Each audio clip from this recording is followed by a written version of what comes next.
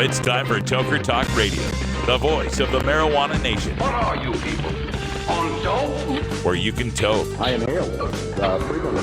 Or you can talk. I experimented with marijuana and didn't inhale. Or you can toke and talk. 10 federal criminal penalties for possession of up to 1 ounce of marijuana. While we talk about toke on Toker Talk Radio. So, by the way, when it comes to pot, if you're 40 years old, you live in a log cabin in Oregon, you got 12 giant pot plants in your backyard, have a ball. Live from beautiful Portland, Oregon at Rolla J Studios.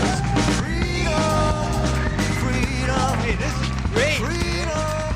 Just not cannabis. Plus your calls live at 971-533-7111. They're walking on their pants with their cap on backwards, listening to Enema Man and Snoopy Poop Dog. What's to keep somebody from getting all potted up on weed and then getting behind the wheel? Gateway theory doesn't work. It's a reality. Holland, is it real? Don't tease me. We're locking up people that take a couple of puffs of marijuana, and the next thing you know, they got 10 years. And now, here's your host, the guru of ganja graphics, the sultan of sativa statistics, and the worst nightmare of a reefer mad prohibitionist. A polite, perspicacious, productive pothead with a propensity for PowerPoint. Radical Russ Belville. All right. Welcome to Hour 2. Toker Talk Radio is in effect. And pay no attention to the intro. We got to get that re-recorded because we got a new phone line here. Studio line is 650-LEGAL-MJ.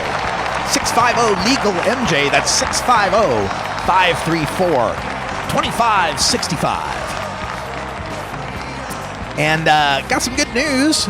We were talking about California's Prop 64 and a prominent stoner against legalization, Letitia Pepper, an attorney who is vocally and virulently against Prop 64. We'll get back to that. I'm going to get back on that track in just a second, but I did want to announce some breaking news, or fairly breaking news. I think it happened earlier today. Representative Barbara Lee of California has come out in support of the Adult Use of Marijuana Act, and glad to have her on our side. As you know, yesterday was the 15th anniversary of the September 11, 2001 terrorist attacks, and when it came to the authorization for the use of military force, the vote after 9/11 as to whether or not we ought to give George Bush a blank check to go to war wherever, whenever, however long he wanted to, there was one vote against it, and that was Representative Barbara Lee. It was 98-0 in the Senate. It was 4 something. There were some abstentions, I think, but over 400 votes to 1 for that authorization for the use of military force to go to war in Iraq. And Barbara Lee at the time had mentioned she was pretty prescient. She forecast that this was a blank check, that it allowed George W. Bush to go to war with anyone, anywhere who helped to plan or harbored or assisted in any way the attacks on September 11th, and it left it up to his determination. And so, of course, he determined that Afghanistan was a mistake. Let's go to Iraq instead. That had nothing to do with it. Barbara Lee was the only person who saw that coming and had the courage of conviction to stand up against it. So my hat is off to Barbara Lee, and thank you for getting on board with Prop 64. All right, let's get back to this Letitia Pepper tinfoil hat batshittery. Wow, it was just so intense. And it's fun for me. I mean, a lot of people were responding to me today like, why are you feeding this troll? Why are you feeding this troll? And the reason I do is not to try to convince the troll. It's to try to give ammunition to people on our side to help deal with the confused or the low information voters that might be influenced by this batshittery. So it's my way of trying to help and give you some tools to deal with this. So let's get back to some of our prognostications about the evil George Monsanto Soros and his plan to corporatize marijuana and turn us all into genetically modified organisms. Let's see, where is it? Here we go. Now, Prop 64, in 3 different sections in the text, says that it does not affect the medical cannabis laws. And according to Pepper, she says Prop 215 will be completely repealed by passing Prop 64 because Prop 64 is a whopping 62 pages long, and it refers to other laws. So, bad. You gotta love a lawyer who complains that a law is too long. I gotta give her kudos for that, I guess. 62 pages, way too much to deal with, huh, Letitia? All right. Here's the thing. California has just gone through in 2015 a very lengthy and detailed regulating, finally, statewide regulations for its medical marijuana, the Medical Cannabis Act, or whatever they're calling it. Though that's been taken care of. And a lot of the things that got taken care of with this Medical Cannabis Act, this medical marijuana thing that passed in 2015, are the things that these stoners against legalization are pinning on Prop 64 with respect to medical. That ain't Prop 64's fault. That's been done by the legislature. It's these medical people, some of these medical people, and I believe it's a tiny minority, but still, will purposely try to find the smallest little thing in legalization and blow it up to be the end of the world disaster that we can't possibly pass because patients will die. Never mind the healthy people who are going to prison and losing their jobs and losing their families and their assets and all that kind of stuff. Why? They should have gone to a doctor and lied and got a card. What else she got in here? Prop 64 can't possibly be actual marijuana legalization, she says, because, quote, California Libertarian Party 9-member executive committee unanimously rejected it after reading it, end quote. Oh, well, everybody knows that the California Libertarian Party is the arbiter of what is and is not legalization. What? You're telling me that libertarians didn't like a law that instituted taxes and regulation? Wow, newsflash. What else she got here? Prop 64 doesn't really help because, quote, turning misdemeanor into infraction is not decriminalization. It's a way to make money, end quote. But again, like I told you, in 2010, Governor Schwarzenegger signed a law that was a decriminalization law. And what it did is it reduced a misdemeanor to an infraction because that's what the definition of the word is, Letitia. When she says decriminalization, she means like no laws. She means non-regulation. She's one of these treat it like tomatoes type people, the tilters. She also says that it's a scheme because, quote, power to tax, control, and regulate is power to destroy, end quote.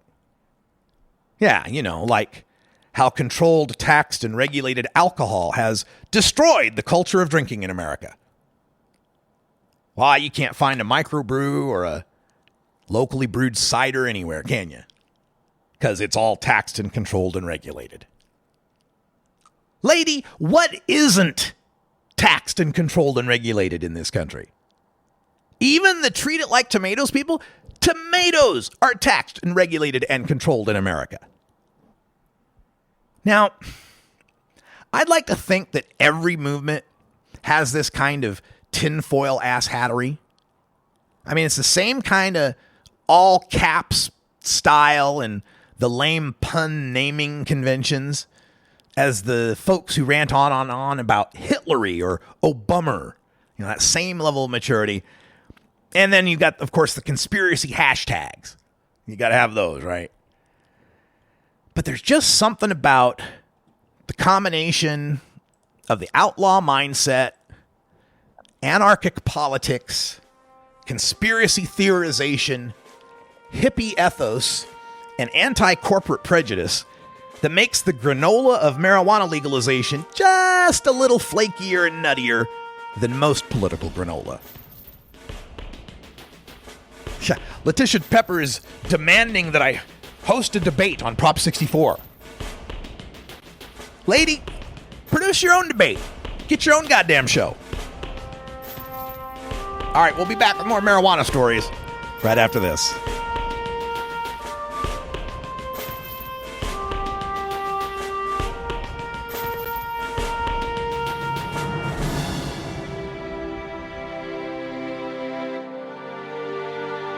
This is the Russ Belville Show on CannabisRadio.com.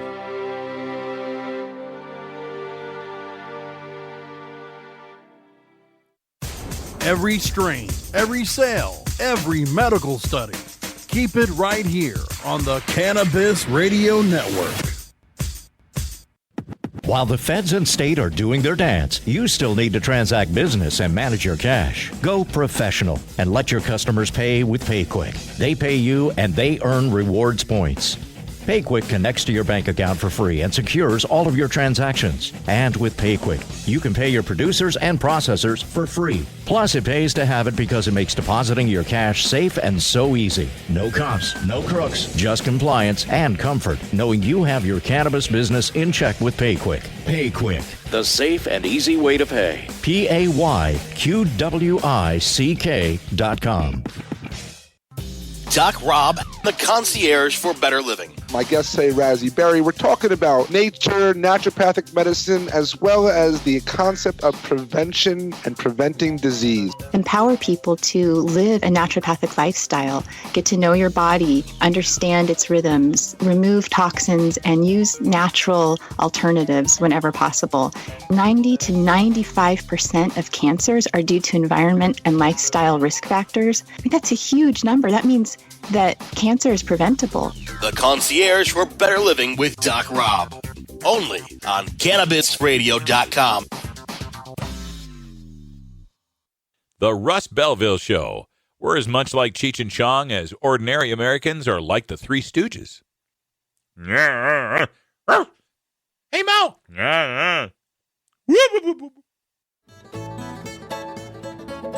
Don't want to spend money on a night out, but don't know what to do other than watching TV or playing video games? Consider playing guitar, bass, banjo, or mandolin. The instrument will give you hours of entertainment with friends with minimal expense. Stop by the Fingerboard Extension downtown Corvallis at 120 Northwest 2nd Street today, or check out its inventory on the web at fingerboardextension.com.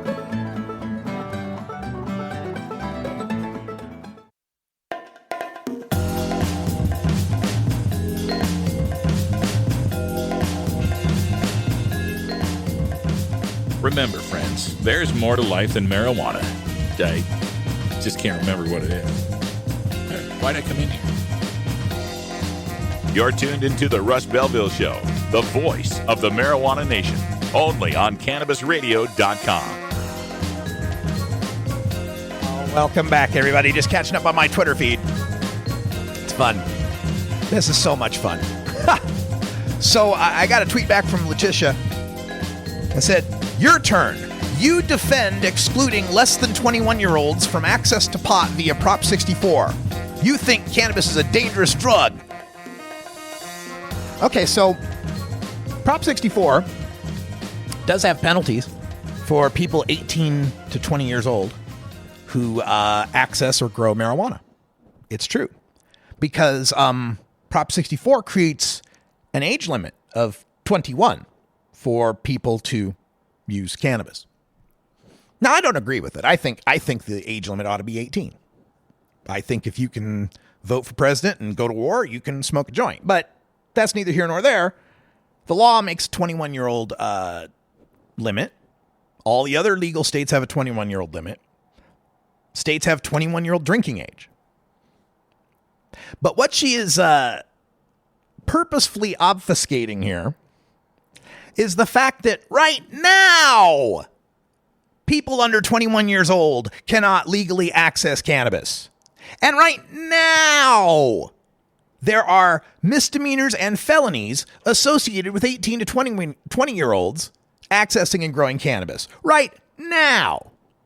After Prop 64 passes, all those misdemeanors and felonies for the people 18 to 20 are reduced to lower penalties.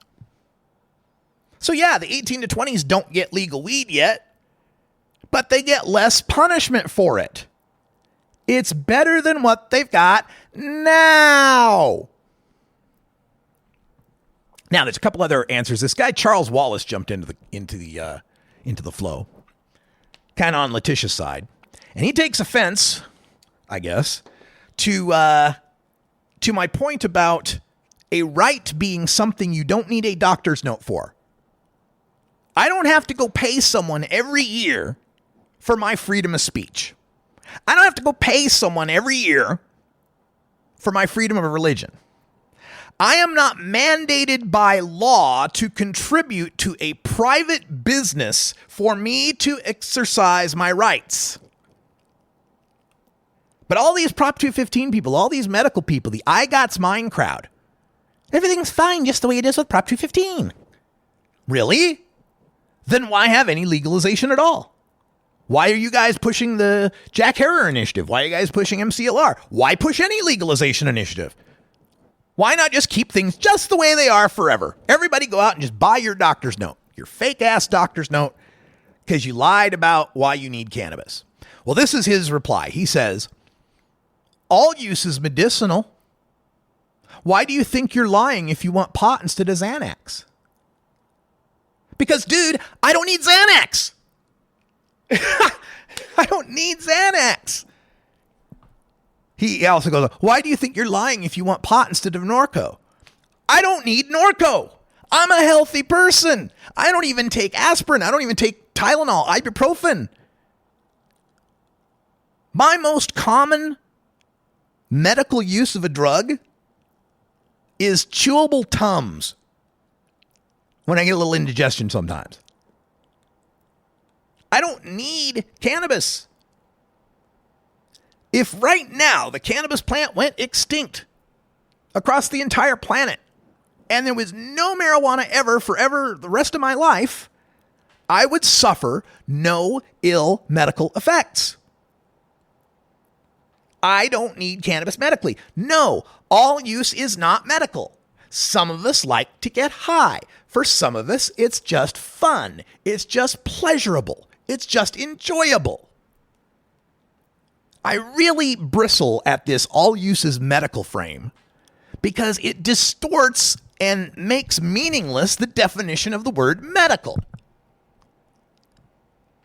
Medical isn't just because something made you feel good. Hell, if that's the case, then a shot of scotch is medical. Masturbation is medical.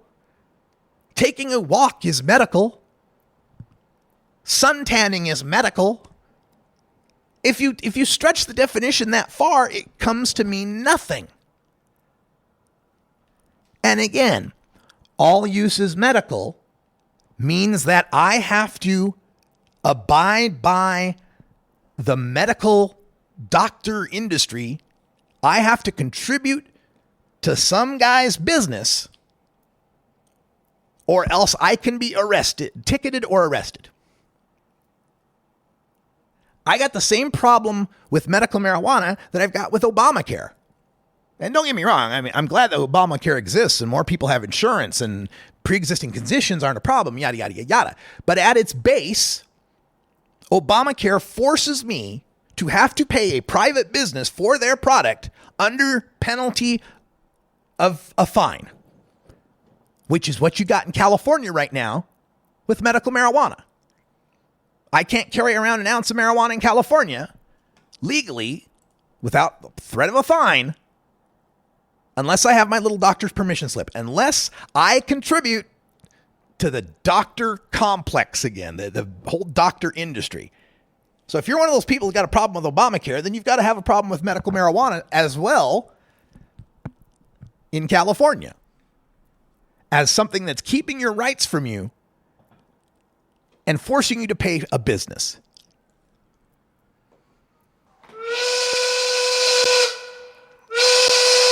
I object to all this sex on the television. I keep falling off. And that's when televisions were like big old console TVs, man. Not these flat screens. Well, happy 420 to everyone here in the Pacific time zone in my home state of Oregon.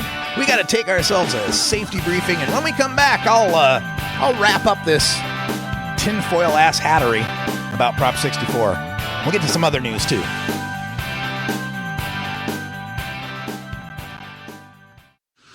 We have your smoking section right here. This is the Cannabis Radio Network. The next generation of vaporizers has arrived. Vuber vaporizers are blazing the way with unparalleled technology for oil, concentrate, or dry flower pens. Providing unsurpassed customer service and expert craftsmanship, Vuber vaporizers use cutting-edge technology, providing a power-packed, smoother vapor with a lifetime guarantee. Experience vaporizing the way it was meant to be. The Vuber way.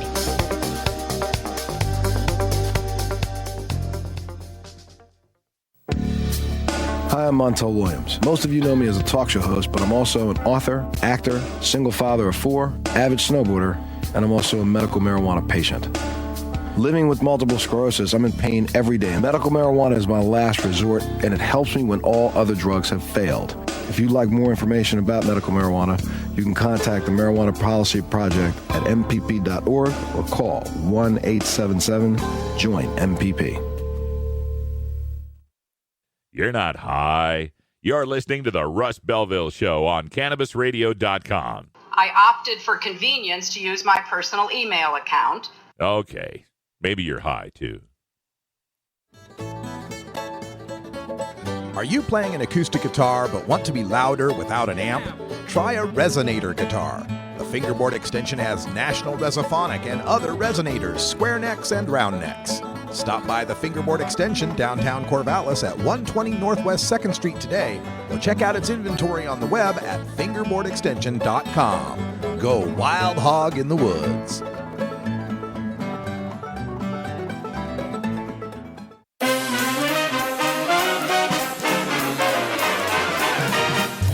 Warning, hits taken on this show are larger than they appear. Do not try this at home. These people are professionals.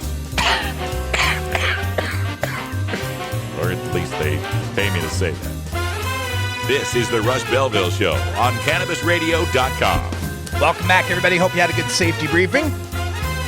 Returning to my Twitter war with the batshit crazy stoners against legalization in California.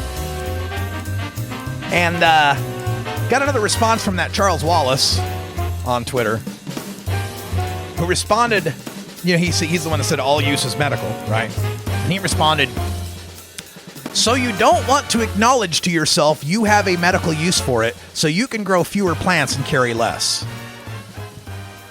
They just can't get around the idea that some of us just smoke pot because we like it. Nope, it's got to be medical. It's got to be medical. And the reason why, this is my belief on this, why these people get this all uses medical up their ass so much, is they're fig leafing. They're fig leafing. They're like the guy, they have an internalized self-loathing prejudice against themselves that's not even at a conscious level. They don't recognize it, but they're fig leafing. They're ashamed. And they want to reduce that shame. They want to feel like they're special. They want to feel like a special protected group. I'm not a criminal. I'm a patient. Remember all that? So the fig leafing is like when the guy who's a janitor insists that you call him a custodial engineer, right? It's that kind of thing. It's this framing, this prettying up of language, this euphemizing that is used by people who can't accept the truth about who or what they are. They can't accept the idea that someone would just smoke pot because they like it a lot, because then that would mean there are patients and potheads. And then that would call into question which of the two they are. But if they can say all use is medical, oh, okay, then we're all special. We're all special. Just like Lake Wobegon. Everybody's above average, right? Anyway,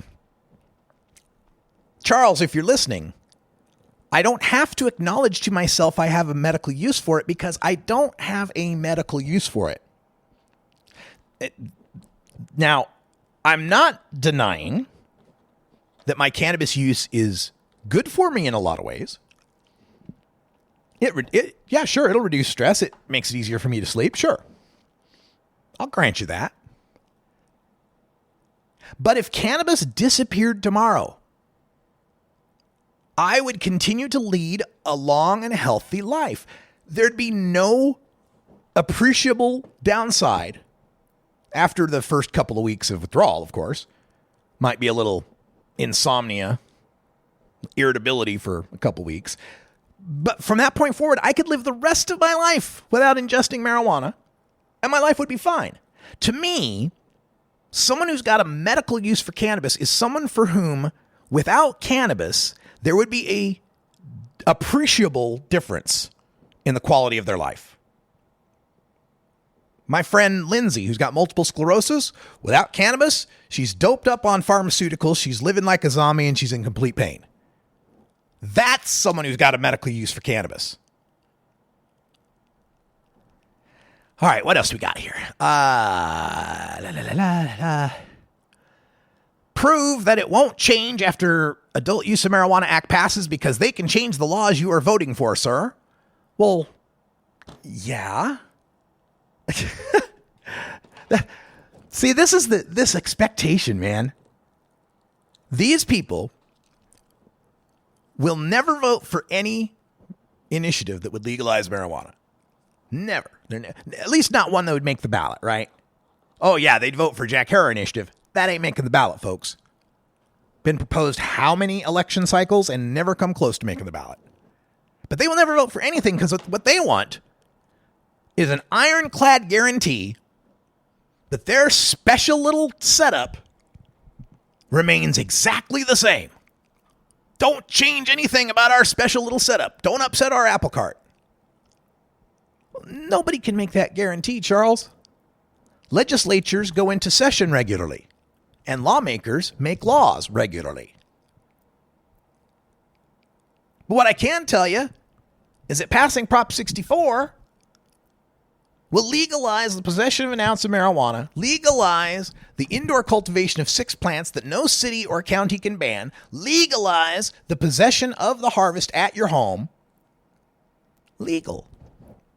Why is that so hard to understand?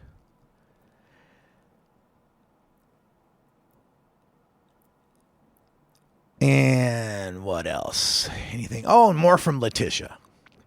Even actors know seeing a doctor is a reasonable requirement to obtain constitutionally protected right to grow. Again, name any other right that I've got to pay for. It's not a right if you're having to pay for it. What else? Prop 64 specifically allows max of 6 plants, gives right to tax, regulate to cities, can't be changed by legislature. There's so much. I don't know that we can go through all of this. Letitia says, you legalized Washington, right? Where you can be popped for 1 seed unless you're a state licensed producer? Letitia, guess what the penalty was before I-502 passed for having even 1 seed? The same fucking penalty it is now, you dolt. Jesus. Yes, I agree. Washington's legalization sucks because it doesn't have home grow in it. Good thing Prop 64 learned from that and put a home grow in it that cannot be banned by cities and counties. What part of better versus worse is this is hard to understand here, Letitia? Why is this difficult? Because you want it to be difficult. You're trying to sow the seeds of fear, uncertainty, and doubt because even you can see the polls that show 71% of Californians are going to pass this thing. And that people like you little whiny stoner against legalization bitches are falling into irrelevancy and clearly being shown to be batshit crazy. I've had enough of this. I can understand Kevin Sabet and the cops and the rehabs and the drug testers and the pharmaceutical industry and the alcohol industry and all these other parasites of prohibition that want to vote to keep me a criminal. But when people who've been protected for their use of cannabis and cultivation of cannabis for going on 20 years now want to tell me that I have to be a criminal unless I lie to join their special club? Well, fuck you. This is my right. This is my natural heritage. This is granted to me by my creator, and I don't need a king, a cleric, or a clinician to tell me I have the right to use a plant in my body. Now, you want to prop up a bunch of these pot docs so they can keep making easy money at $40 a pop listening to someone lie about why they need pot? Then fine. Have it your way. But you know and I know that as soon as legalization passes in California and Prop 64 passes, that a whole bunch of people who had been going to those docs and getting their little permission slips so they could shop in the dispensaries ain't coming back.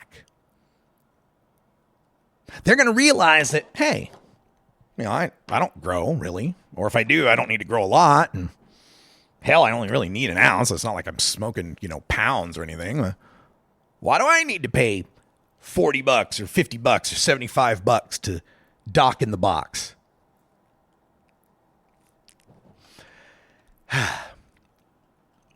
She says, quote, I support Prop 215. It gives equal access to all to cannabis, including less than 21, as much as needs. Well, then it's a good thing Prop 215 ain't going away, isn't it? These people seem to think that you're going to pass Prop 64 and medical marijuana is going to go away. And of course, she brings up Washington in the previous tweet. See what happened in Washington? Oh my God. Folks, Washington is Washington. Washington is not a good example for anything else. Washington's its own little thing, man. Washington had a completely unregulated, Wild West, full of shenanigans medical marijuana system that was being abused left and right. And remained so when legalization passed. And put this unregulated Wild West chaos next to a well-regulated, some would say over-regulated, legalization system. And there's no way it could stay an unregulated, chaotic mess. And the legislature changed that. Changed it too much, if you ask me. They went too far. But that ain't legalization's fault. That's medical marijuana's fault. Medical marijuana was a chaotic mess, not legalization. Legalization was organized and regulated and, I's dotted and T's crossed. And again, it's not all the medical purveyors' fault. The legislature tried in 2011 in Washington to try to get this regulated. Governor Gregoire line item vetoed a bunch of stuff. Ann Rivers had a bunch of bills that were going to be somewhat decent, but they couldn't get through because there was fights over the budget, yada, yada, yada. All I know is you got another Pacific Northwest state, Oregon, where none of that shit seemed to happen. I don't know what we did different to get a better situation, but apparently we did. The lesson for Washington, for California, is that before you legalize, you ought to make sure to clearly regulate your medical marijuana industry. And California did. They passed the Medical Cannabis Acts, those 3 different bills last year. So the fate that befell Washington is not likely to befall California because they already mitigated it. They already came up with sensible and well-regulated statewide laws for medical. All of these excuses and making mountains out of molehills and conspiracy theories and all that.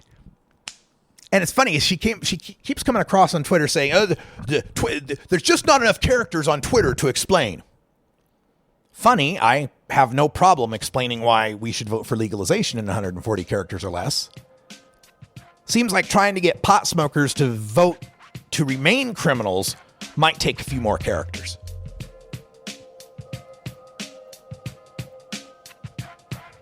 To all of you people out there, the Wolfies and the Letitias and the rest of y'all who keep wanting to challenge me to some debate, you got to pay me. I don't talk for free. Throw $1,000 my way. I'll come debate you. All right. We'll get some real news after this. I swear.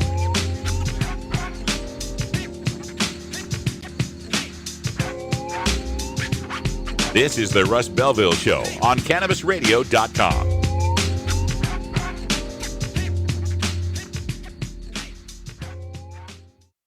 Earn your PhD in THC monetization with CannabisRadio.com. Don't be late. The cannabis industry is growing, business is booming, and as new opportunities arise in newly legalized states, each market is getting more competitive. Today, it takes more than just being a good grower. Do you have the resources to market and handle this ever-changing business landscape? Let Canna Management Corporation help you grow your canna business with our vast resources and experience to make your business a fully functional service company. Financial management, HR, sales, marketing, efficiency, and more. CMC has the experience and the expertise to improve your business and help you better meet the demands of your clients and customers. Call Canna Management Corporation and let our team get you ready to grow. 415-269-8015. That's 415-269-8015. Or visit canna-management.com. The Tommy Chong Show on Cannabis Radio. You got me running. You got me hiding. Run, hide, and hide, run any way you want, let it roll. Yeah, yeah, yeah. You got me doing what you want me, babe. Girl, what you want me to do. Shut up and do a podcast, that's what I want you to do. Oh, that sounds like a good idea. The Tommy Chung Podcast, only on CannabisRadio.com. You're not high. You're listening to the Russ Belville Show on CannabisRadio.com. We need to build a wall. Okay. Maybe you're high, too. At Herbie's Cannabis Seeds, we pride ourselves on bringing you the best quality seeds from the world's most respected cannabis seed producers, all at the lowest online prices. You can find Herbie's Seeds at herbiesheadshop.com. All cannabis seeds are sold as souvenirs and as a means of preserving cannabis genetics. Herbie's Seeds in no way intends to condone, promote, or incite the use of illegal or controlled substances. We strongly urge all prospective customers to check their national laws prior to placing an order. Herbie's Seeds at herbiesheadshop.com. Proud sponsors of the Russ Belville Show and 420 Radio.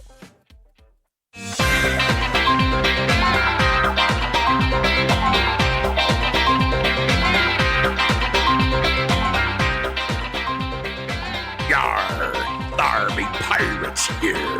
Har, har, har, har, har. You're tuned into the Russ Belville Show, the voice of the marijuana nation, only on CannabisRadio.com. Welcome back, everyone. 39 after the hour. I got some other stories here to get to because if I spend any more time on Letitia Pepper, I'm going to start cursing even more. And I try not to. People come on the show, sometimes they say, oh, FCC, you can't say that, can I? I'm like, no, fuck that. We're on the internet. You can say anything you like. Ain't no FCC here.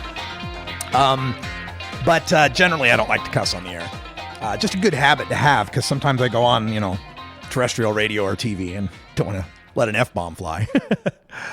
All right, let me get some of these stories. We'll round these up here for the day. Story out of, where's KREM? KREM 2. Where are they located? I don't know. Well, maybe I can find out. Oh, Spokane, Washington area. All right. So the story here from KREM is Idaho struggles to keep pot smugglers at bay. But while Oregon and Washington see tax revenue pour in from recreational pot sales, their neighbor to the east is struggling to keep up. Oh, no. Story is out of Coeur d'Alene and talks about how between 2011 and 2015, the Idaho State Police saw a huge increase in the amount of pot they seized from people passing through the state.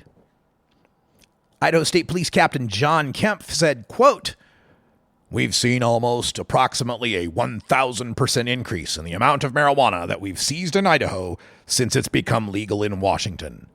End quote. So in 2011, Idaho State Police seized 131 pounds of marijuana. And in 2015, that was 1,644 pounds. And this is just the bus of a pound or more. This isn't like popping someone coming across the border that got an ounce on them or whatever. So, probably much more than what we got here. So 1,644 pounds coming across Idaho. Now, the Liquor and Cannabis Board in Washington says anything you Idaho cops are seizing ain't coming from the legal marijuana that we passed, because we've got seed-to-sale tracking. And we haven't seen any diversions out of our seed-to-sale tracking system. So that ain't legal marijuana, legalized marijuana that's making its way into smugglers' trunks. These guys are the same smugglers they've always been. So long as marijuana is illegal somewhere, there's going to be a black market for it that will supply it. I theorize that there's always been 1,600 pounds of marijuana going across Idaho. It's just now, after legalization, Idaho State Police is paying very close attention to eastbound cars with Oregon and Washington plates on them. Again, my analogy. Just because you went fishing on Tuesday and caught 2 fish, and then went fishing on Wednesday and caught 20 fish, doesn't mean there's more fish in the river. Could be you got a better fishing spot, the weather was better, you brought a net, you used different bait. And the same thing applies to Idaho State Police seizing more marijuana. Now you've got a net, and you know where the fishing holes are, and you've got better bait, and you're catching more of the pot smokers and the pot smugglers. So yeah, the black market growers in Oregon and Washington that were shipping across Idaho to make it to Chicago or wherever, they're still there. They're still out there, and they're still growing, and they're still shipping. Legalization in Oregon can't end the black market in Chicago. This is what is frustrating our opponents, and they'll say, oh, well, you guys, legalization didn't end the black market. It did for the most part in the states where it's legal. I haven't bought an illegal bag in years. So, if you want to stop this problem, you've got to legalize marijuana everywhere. These Idaho's Captain Kempf, the state cop, said, quote, "It has become a burden for Idaho because they're not Idaho criminals. We wind up importing them here. They get caught here. We prosecute them here." End quote. Well then, sorry, I guess you're going to have to keep spending taxpayer money busting potheads, aren't you? You're still going to have to keep going after it because Idaho just can't get around legalizing marijuana. Well, tough. Sorry. In Bloomberg.com, there's a story on how the cannabis industry is expected to be worth $50 billion in 10 years by 2026. $50 billion. Now, this is a report from 10 Cowan and Company. They released it on Monday. And the forecast assumes federal legalization of marijuana. I think that's a bold assumption. I know people are looking at the rapid rise of marijuana legalization and how we got 9 states on the ballot and have this feeling like it's kind of inevitable that the feds are just going to have to come around on this. I don't see the federal government moving quickly on this, really. This isn't like a gay marriage kind of debate where the courts can just immediately solve it. This is a situation where we've got the Controlled Substances Act to deal with. We've got international treaties to deal with. We've got entrenched bureaucracies like NIDA, DEA, FDA, ONDCP that we all have to deal with. The dismantling of federal prohibition, I'd like to see it done by 2026. Don't get me wrong. I'd love to see it. And who knows, maybe I'm wrong. Maybe this thing changes real quick. But I don't think so. I think we're going to have to see marijuana legalization develop in the states. And I think we'll get some of the things we need, like, the banking bill that'll allow us to have bank accounts and fix IRS 280E and maybe some of those kind of things. But I don't see the feds like removing cannabis from the Controlled Substances Act, which is what the end of federal prohibition would have to be, because if they just reschedule it, if they just put it in Schedule 2 or 3, we're not much better off, really. And maybe somewhat worse off, because the federal prohibition right now is the only thing that's keeping well-capitalized megacorporations from getting into this. These multinationals. They can't get into the legal marijuana biz so much because, they can't take it across state lines and they're violating federal law and have all sorts of problems. The report says that legal marijuana would be a major opportunity for big tobacco, as Kevin Savett always warns us, because they've got the vaporizing technologies, crop growing technologies. They got the lawyers that can deal with complex regulations. They've got the distribution already taken care of. But Altria and Reynolds and all these big tobacco companies can't get involved while it's still, small potatoes, while it's still just state level. But according to the report, they say that tobacco companies may make up about 1/5 of the cannabis industry by 2036, adding more than 20% to their revenue and nearly doubling tobacco's underlying growth. And this would be a natural fit for them because people are increasingly giving up on smoking cigarettes. And if we turn big tobacco into big marijuana, wouldn't that be kind of cool? Of course, our side, people fear that. They fear the big companies getting in. And if you fear the Altrias and the Reynolds and other tobacco makers getting in, then federal prohibition is a good thing at this point. Because as these states develop, as they build their own state-based cannabis industries, it provides a head start. It provides a way for these companies, especially the California ones, to get big enough that they can fight off an Altria or a Reynolds, that they can actually compete with those guys. So maybe we're better off that federal prohibition stays around for a while. If we can get the banking thing solved and get the IRS thing solved, that'd be a good start. I mean, of course, we've got to eventually end this prohibition for all the reasons. I mean, having our gun rights and etc.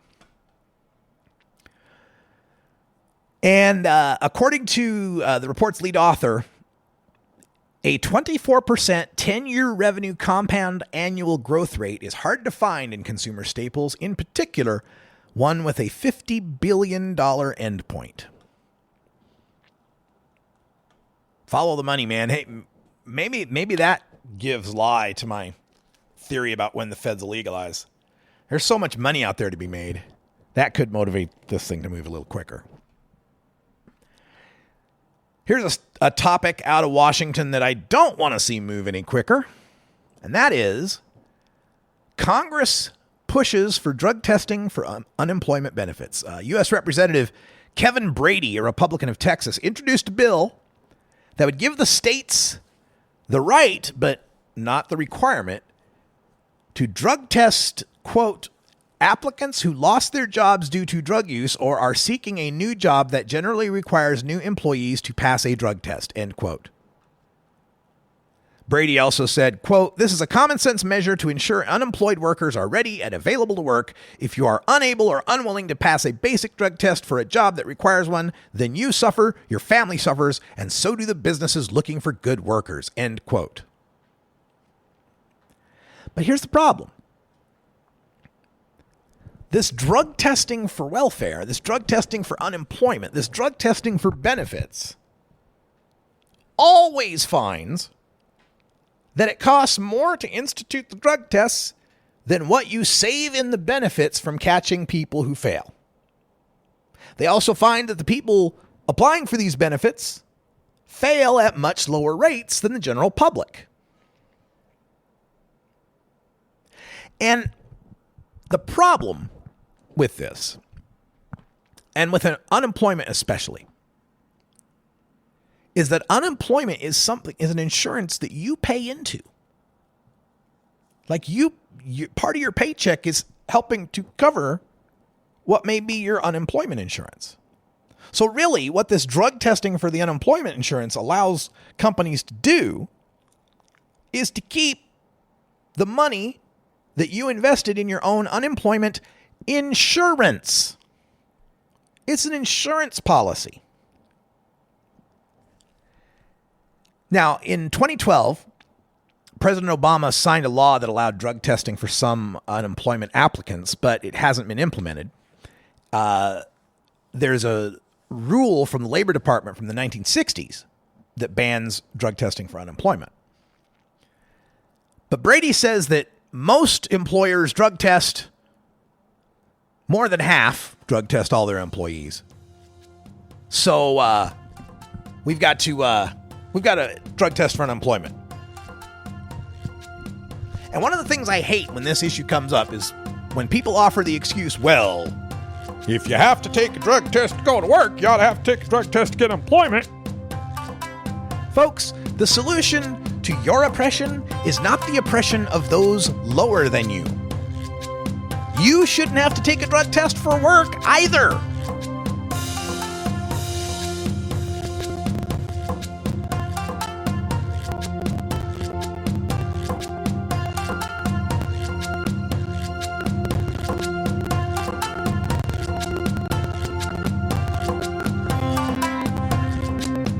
This is the Russ Belville Show on CannabisRadio.com.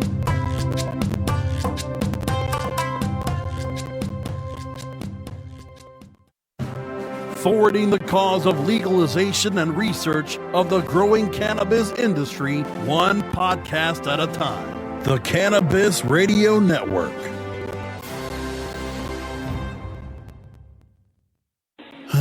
Cash? Sorry. I don't carry around cash, and I don't want to use the ATM and pay surcharges. You don't need to carry cash. Haven't you heard about PayQuick? Okay, tell me about PayQuick. It's the safe and easy way to pay. It works just like your debit card to securely pay for your purchase, and it gives you rewards points every time you use it. Nice. PayQuick, the safe and easy way to pay. PayQuick.com. NORMAL stands for Responsible Adult Cannabis Use. If cannabis use is causing problems in your life, consider taking a break or seeking medical assistance. Consider ceasing cannabis use if you have a family history of mental illness. Don't drive or operate heavy machinery while impaired by cannabis use. Cannabis use is not without risks, even though the risks may be far less than those posed by legal drugs.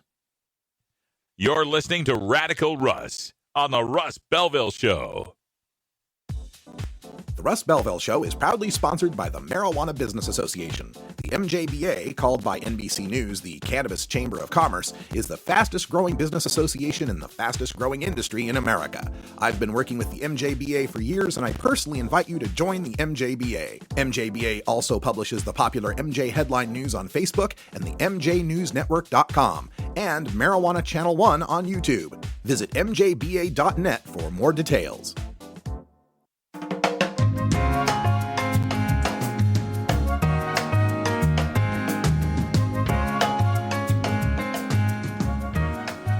Hello, Mr. Man. Hi. I'm working. I'm sorry. No food till this is done. This is the Russ Belville Show on CannabisRadio.com. All right.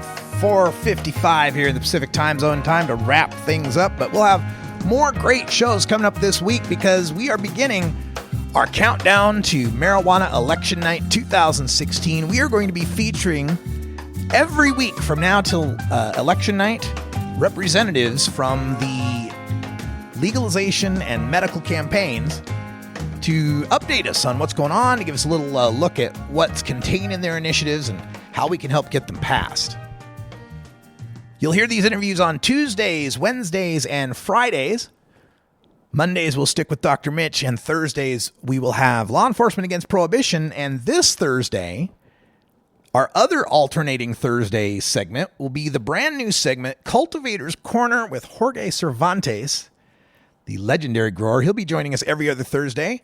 So on Thursday, you either get Leap or you get Jorge. So that'll be great. We'll have our live chat room and our phone line open. You can ask Jorge your questions and we'll get them answered for you. Joining us tomorrow for our Marijuana Election Night preview, we've got California Normal's Ellen Comp. We told you how there's going to be over 60 local votes going on in California on election night regarding dispensary bans and limits and taxes and all sorts of stuff. We'll get a rundown on some of those from Ellen Comp at California Normal on tomorrow's show.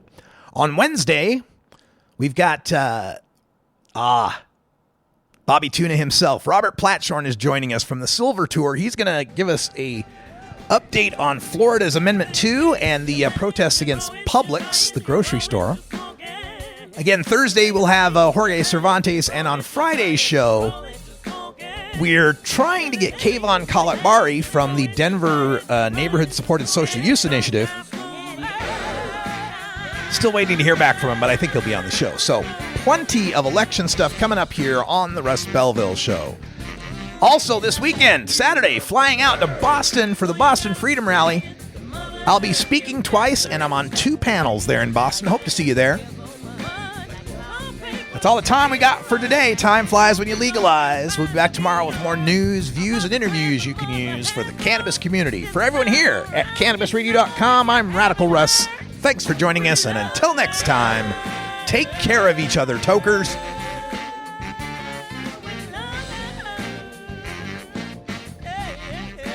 This is the Russ Belville Show. The Russ Belville Show is blogging and podcasting daily at RadicalRuss.com.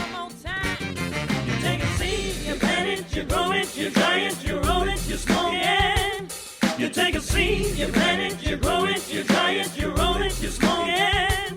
You take a seed, you plant it, you grow it, you dry it, you roll it, you smoke it, and it goes down.